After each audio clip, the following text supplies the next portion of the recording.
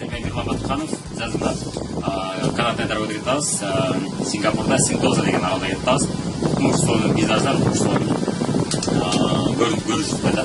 Бұның барына көріп тастар, негізінен пландаштырып жасалған, өте жақсы пландаштырылғандықтан жоғарғы деңгейде жасалғанда. Біздің жашоуда осындай түзілген екен, біз қаншалық жашообузду 5 жыл алдыға, 2 жыл, 1 жыл алдыға пландаштырғанымызда, біздің жашообузда да ошондой соңы жоғарғы деңгейде болады. Біз дағы жоғарғы деңгейде сонун жашоодо жашагыбыз келсе, мүмкүн болсо алдын ала биз ишенбесек дагы, көзүбүз жетпесек дагы пландаштырып койгон жашоо экен.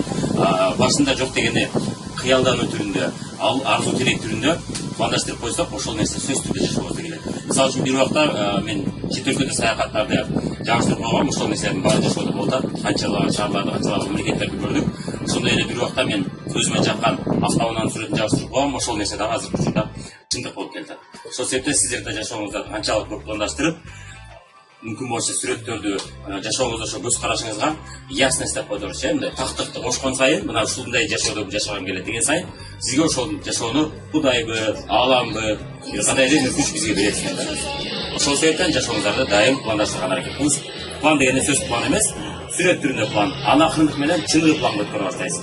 Көзүңүз жете баштайт барып сиздин сабак окушуңарды көрүп жүрүп, өзүңүз ошо пландаштырышты үйрөнүп каласыз. Ошону менен бирге мен кыялдарды орундатуу деген сабагымды YouTube'дан көрсөңүз болот. Менин каналымда кимге бул видео жаккан болсо, лайк басып коебуз и жана бөлүшүп коебуз.